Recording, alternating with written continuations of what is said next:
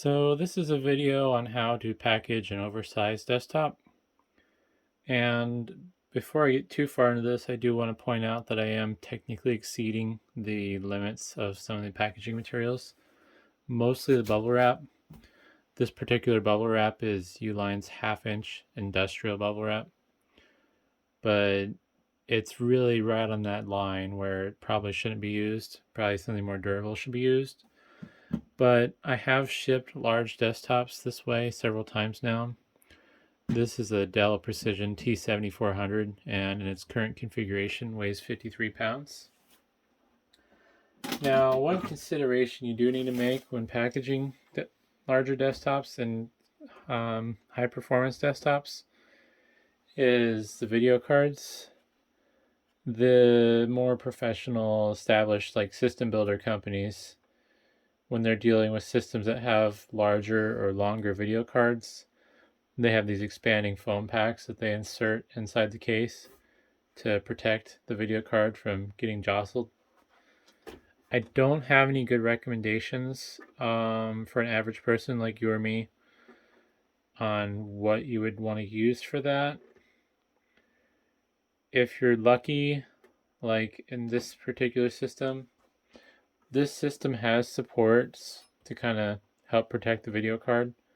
Has this, I'm gonna call it a mid brace, even though middle will be over here, but it has like this mid brace here, and then I guess I'll zoom in a little bit.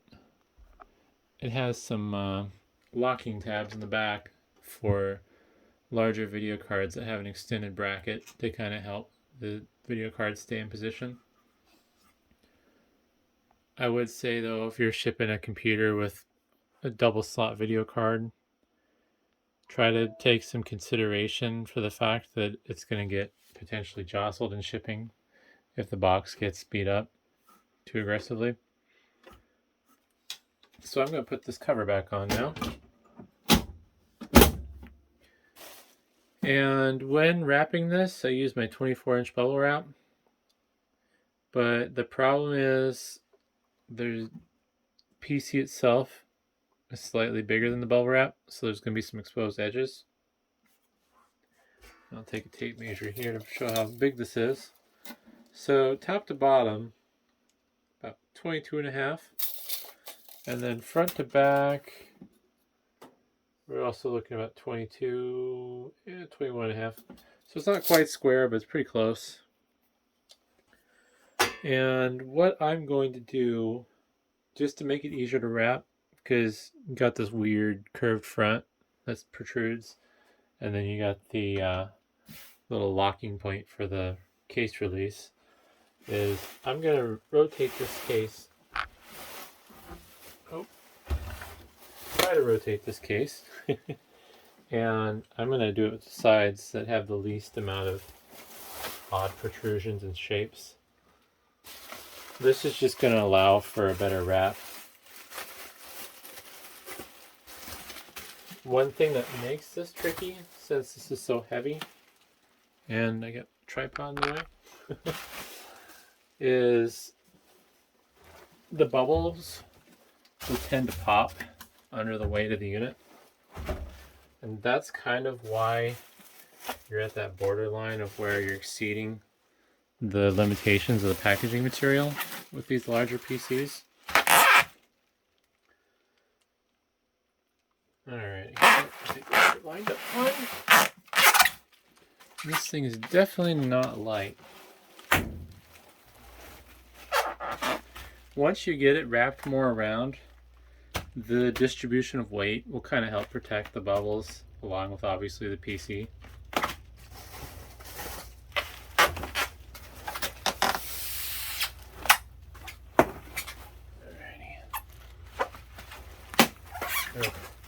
Yeah, and it's really hard to handle this with wrapping it while trying to avoid popping the bubbles.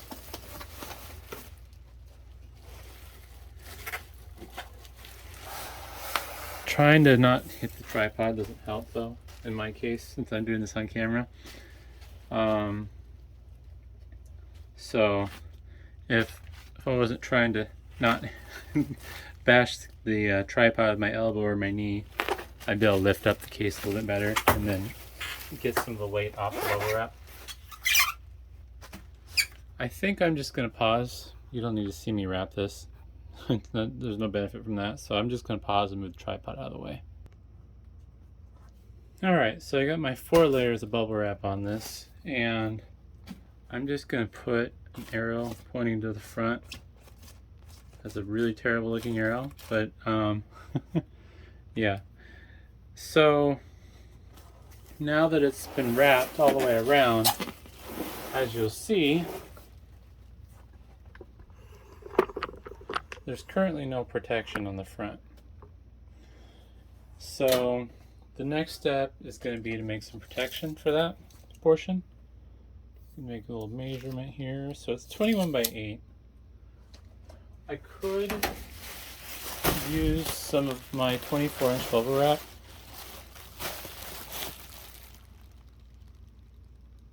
Actually, no. I think I will. Normally I use 12-inch bubble wrap and I do some creative stuff, but this will actually work better. So I'm going to use the 24-inch bubble wrap. We'll just scratch that last statement. And I'm going to grab 3 feet worth because I want 4 layers of that along the front, which means I need 36 inches.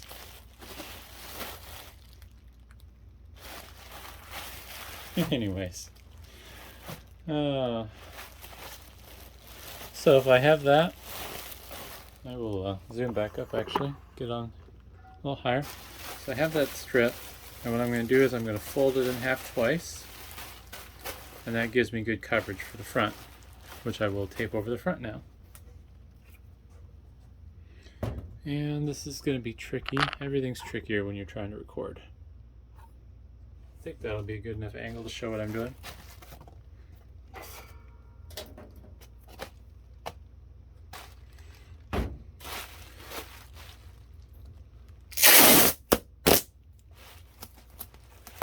Take my bubble wrap. Uh-oh. There we go. And let's go over the front like this. Now that I have it in place, go with the piece the other way.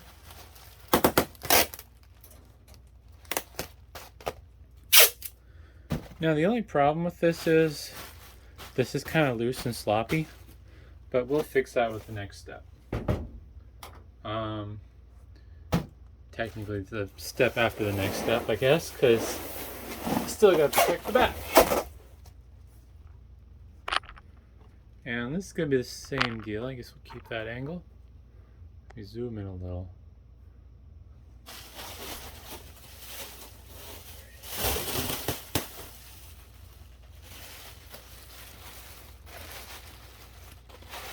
Alright.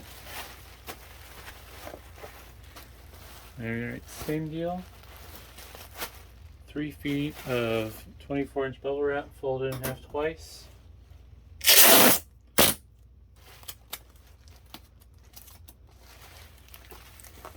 Tape that along the back.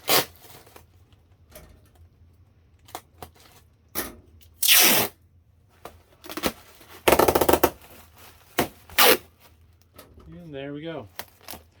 So now we got 2 inches of bubble wrap on the front and the back of the case.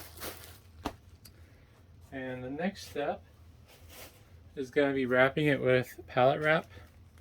This roll's almost out, so I'm going to have to go grab a different pallet wrap. And I might just do that off camera because it's noisy. So I'll be back.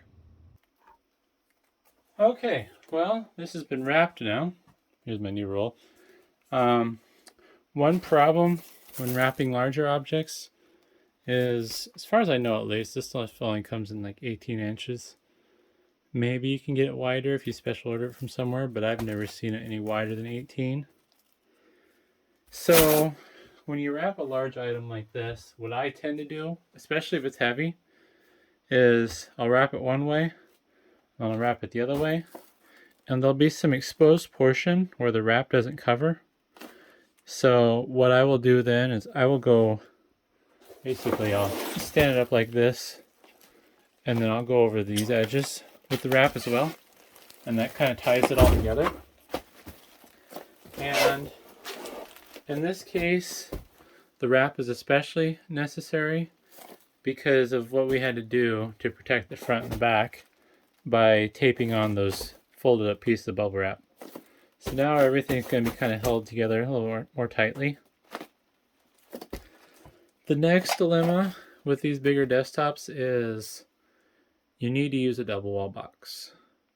At 53 pounds, you're exceeding the recommended weight of a single wall box because single wall boxes are rated for around 45 pounds depending on where you look. Some sites will say higher, but I tend to go on the more conservative side just because usually there's a reason why.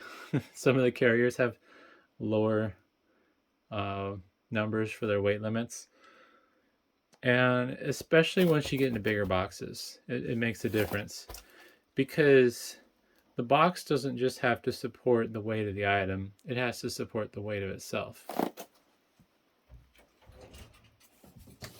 So for example, I could probably put 45 pounds in this 6x6x4 box if I wanted to. Granted, it's probably going to be something exotic like a solid tungsten cube the size of this box to get that level of weight and that amount of space, but it's not going to be such a big an issue because the box doesn't need the strength to support a huge amount of surface area on its own. So definitely need a double wall box, but then the other problem with these double wall boxes is the fact that you tend to be limited on sizes unless you're willing to custom order. But I don't know of many places that will custom order unless you're buying like really large quantities where you're willing to pay a lot more than it's worth. So I'm gonna try dance around my tripod and get this box frame. Whoops, hit the ceiling. So this is the particular box I'm going to use. It's a 26x26x12, and it's double wall box. So it's heavy duty enough. I can quit hitting my ceiling. It's heavy duty enough to support the weight of this computer. The only problem is when you measure the computer, 12 inches is down here. I get something flat. And this is about 13¼ inches tall. So it's going to make it tricky closing the box. The flaps aren't going to seal quite right, and it's going to require some attention to detail. But I'm going to start taping the box up next, and then I'll show the computer inside the box. Alright, so now the desktop is in the box, and as you see I have that arrow that I originally put on the bubble wrap pointing to the front, and I like to put the front towards the side of the box because then that leaves me this open void where the ports are for void fill. I figure that the back ports and other components that are in the back are going to be more fragile than what's mostly just a faceplate of the case, especially when this one's very securely attached. But yeah, so I kind of pick that side, butt it up against the box, and just whichever side I want to. Unfortunately, since there's a very thin gap here where my hand is, I'm going to have a little bit of an issue with void fill. I'm running a little low on foam, but I think I can find a sheet of foam to stuff in there. The back I'm going to stuff with packing peanuts, which isn't necessarily the best way to do it, but I kind of improvise on some things. You can't always do things perfectly as a small business that ships a lot of random size items. Because ideally, if you really want to do this right, you would use LDPE foam, and you would surround this case with that foam. Which I have some here as an example. It's this foam. I'm actually going to use some of this to void fill that side. These are scraps that I get from my various recycling clients, friends, or family that they save for me to use for shipping stuff in my business, which is nice. It's definitely a good way to save money if you know people that buy a lot of stuff online.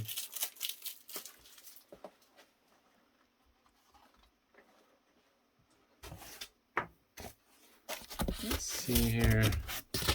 Oh, you can cut that down to 12 inches.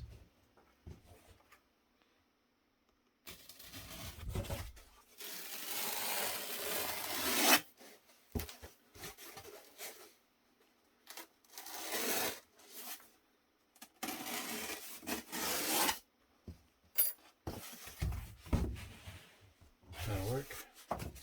Alright. Let's see if I can stuff that in there. It's going to be a little bit of a tight fit. There we go. It's all the way in now. I'll just do a quick closure test. So luckily, the dimensions for these aren't exact.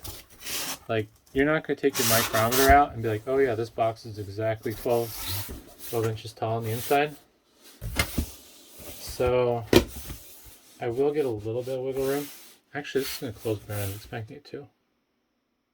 Nice. But it's definitely something that can be an issue. I've had other times where the box bulges up a little bit and you can't close the flap all the way. Luckily, for the most part though, desktops tend to be in the same thickness range from each other. Alright, I gotta jump over the tripod and grab my packing peanuts.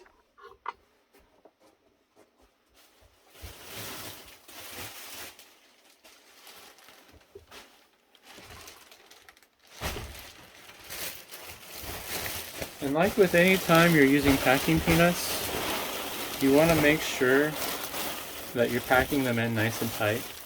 Don't just casually dump them in and be like, alright, that's good. You want to take them and shove them really tight into the voids, but not to the point where you're causing your packing peanuts to turn into dust. What you're doing is you're helping the packing peanuts interlock and decrease the amount of shifting they're going to do. In the end, no matter how tightly you pack them, there's going to be a small amount of them that get crushed in shipping. But if you pack them tight, then not all of them are going to get crushed. Because I've had people where, like, they've sent me something in a box that's twice the size of the item, and they'll throw like 2 handfuls of packing peanuts in. And it's like, why did you even bother?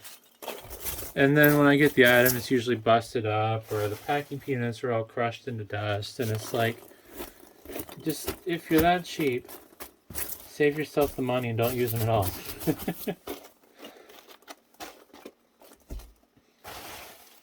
Sometimes I wish it'd be worth asking people too, like what their rationale is on why they pack things the way they do.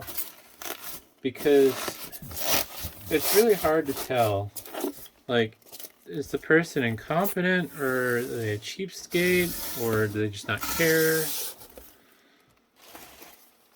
And that's kind of why I'm making some of these videos, because I want people to see how I package the stuff, and I want them to be able to learn how to do it better.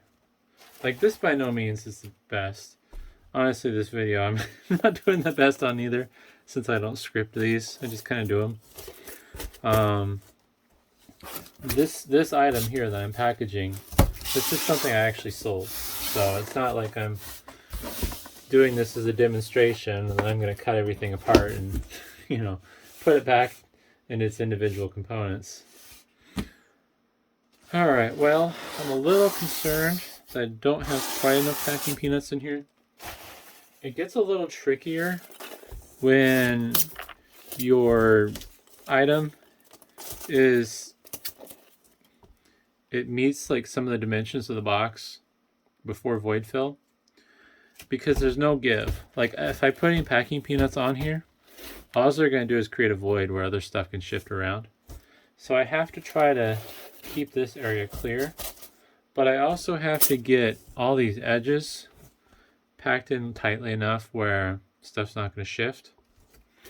Because if you don't void fill these spaces, the one thing you're allowing is for, you got this empty space, it's a crush zone now, there's no resistance for it to get crushed, so odds are it's going to get crushed.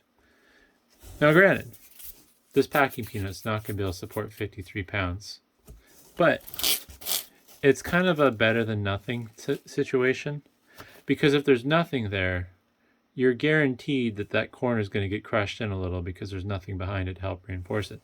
But if there's something there that has some give, then as long as the impact's not going to exceed the durability of the void fill, then your box should be able to maintain the majority of its shape.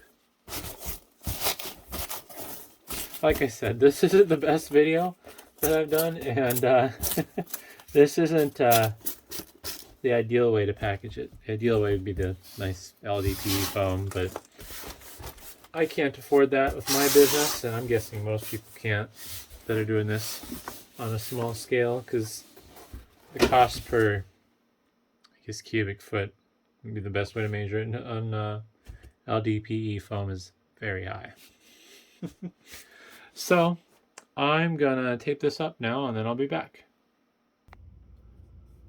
All right, well, oh boy, there we have it. It's all done. I'm a little happy because this seam is perfect. It's one of the biggest mistakes people make when they're taping boxes. They leave these seams with a gap between them for the flaps. And I made a dedicated video on it, on why it's a problem, but especially with these heavier boxes, you want to try to make sure you get these flaps as close together as possible. But it's all taped. Also, I did where this edge seam is, I did put a piece of tape over that just as extra reinforcement. Passes the shake test, but oh my. I did not plan on doing that on camera because it is heavy. We ended up having a 61-pound weight after packaging, which means there's an additional, doing the math, 8 pounds of packaging materials. So hopefully that's interesting. Sorry this wasn't a particularly good video. I think once I get another one of these to package, then maybe I'll make a better video and try to do a better job talking and explaining things. Otherwise, definitely feel free to check out the playlist of my other packaging videos. You're going to find that there's a lot of similarities between them, but hopefully they're helpful at least. I think that most of the advice should be sounded on point, especially for people that are shipping small scale. If you're some large corporation shipping thousands of units a day, then obviously, you know, ignore everything I said because it's not going to apply to you. You're going to have the money to pay for custom boxes and custom internal protections that small businesses like myself can't afford. But thanks for watching.